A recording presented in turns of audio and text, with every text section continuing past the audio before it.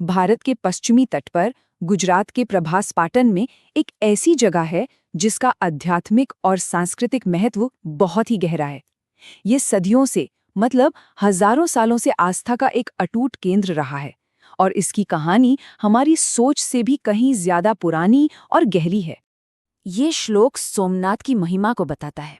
भगवान शिव के जो 12 ज्योतिर्लिंग है ना, उनमें से ये सबसे पहला है।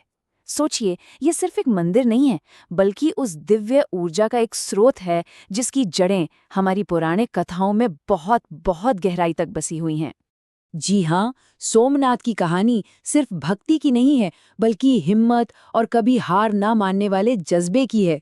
ये एक ऐसे प्रतीक की कहानी है जिसने ना जाने कितने हमलों को झेला, लेकिन हर बार उठकर अपनी भव्यता को फिर से हासिल किया। ये अपने आप में सांस्कृतिक पुनरुत्थान का एक जीता जागता सबूत है। तो सवाल ये है कि इस मंदिर की दिव्य शुरुआत हुई कैसे? देखिए, इसकी कहानी हमें पौराणिक काल में ले जाती है। एक ऐसी कहानी जो चंद्रमा, एक श्राप और भगवान शिव की कृपा के आसपास घूमती है। इस ज्योतिर्लिंग का नाम सोमनाथ कैसे पड़ा? इसकी कथा सीधे सीधे चंद्रदेव की तपस्या से जुड़ी हुई है। सोम का मतलब है चंद्रमा और नाथ मतलब उनके स्वामी। तो चलिए देखते हैं कि कैसे चंद्रमा को इसी जगह पर अपने स्वामी, अपने नाथ मिले। तो कहानी की शुरुआत होती है शिव पुराण से। हुआ यूं कि प्रजापति दक्ष ने अपनी सभी 27 नक्षत्र पुत्रियों का विवाह चंद्रदेव से करवा दिया।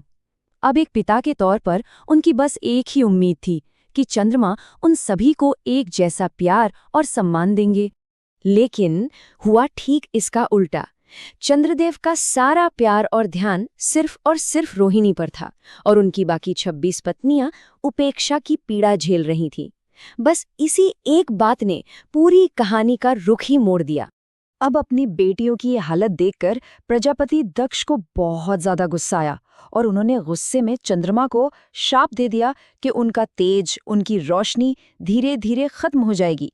मतलब चंद्रमा का तो अस्तित्व ही खतरे में पड़ गया था। इस भयानक श्राप से बचने के लिए चंद्रदेव ने इसी पवित्र तट पर, जिसे आज हम प्रभास पाटन के नाम से जानते हैं, भगवान शिव की कठोर तपस्या शुरू कर दी। उन्होंने पूरी श्रद्धा से महादेव को पुकारा। चंद्र की अटूट भक्ति देखकर भगवान शिव प्रसन्न हुए। उन्होंने अपनी कृपा से उन्हें श्राप से तो मुक्त कर दिया, लेकिन श्राप का मान रखने के लिए ये विधान बनाया कि चंद्रमा की कलाएं घटती बढ़ती रहेंगी। और सबसे बड़ी बात, महादेव ने इस पवित्र जगह को अपना घर बना लिया और कहलाए सोमनाथ, यानी चंद्रमा के स्वामी। तो ये तो थी पौराणिक कथा। अब पौराणिक कथाओं से आगे बढ़ते हैं और बात करते हैं इस मंदिर की शानदार वास्तुकला और उन अद्भुत चीजों की जो इसे पूरी दुनिया में बिल्कुल अनोखा बनाती हैं। आज हम जो मंदिर देखते हैं वो चालुक्य आर्किटेक्चर स्टाइल में बना हुआ है और अरब सागर की लहरों के ठीक सामने सीना ताने खड़ा है। इसकी सुंदरता तो खैर देखते ही बनती है, लेकिन यहाँ एक ऐसा रहस्य भी है जो विज्ञान और भूगोल से जुड़ा है, और वो है बाण स्तंभ। मंदिर के पास में एक पिलर है जिस पर एक तीर का निशान बना है। ये तीर समंदर की तरफ इशारा कर रहा है, पर किस ओर और इसका मतलब क्या है?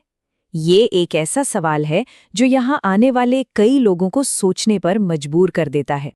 और इसका जवाब वाकई हैरान करने वाला है। ये बाण स्तंभ ये बताता है कि इस पॉइंट से लेकर पृथ्वी के दक्षिणी ध्रुव यानी साउथ पोल तक एक सीधी लाइन में सिर्फ और सिर्फ समंदर है, जमीन का एक टुकड़ा भी नहीं।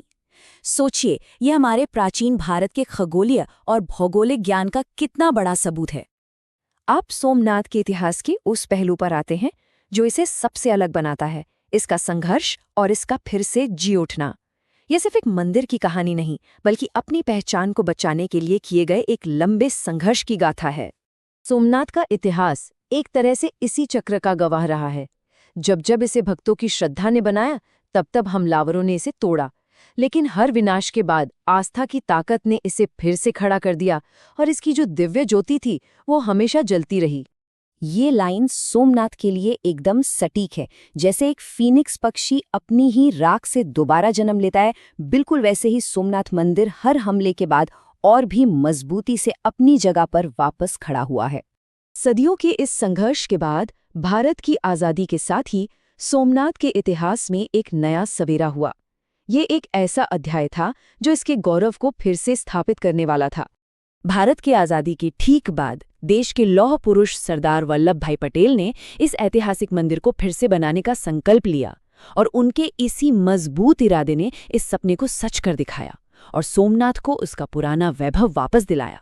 यहाँ जो अंतर दिख रहा है वो बहुत गहरा है।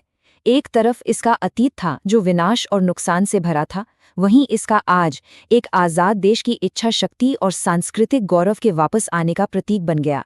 तो आज का सोमनाथ मंदिर सिर्फ पूजा करने की एक जगह नहीं है, ये उस अटूट विश्वास का एक जीता जागता स्मारक है जिसने हर मुश्किल को हराया।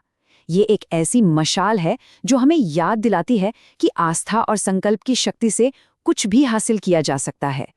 और आखिर में ये सवाल सोचने के लिए रह जाता है कि सोमनाथ की ये जो पूरी यात्रा है वो हमें ये सोचने पर मजबूर करती है कि आखिर कैसे कोई एक पवित्र स्थान सिर्फ ईंट पत्थर की इमारत ना रहकर एक पूरी सभ्यता के संघर्ष, उसके मूल्यों और उसकी कभी ना मिटने वाली आत्मा का प्रतीक बन जाता है।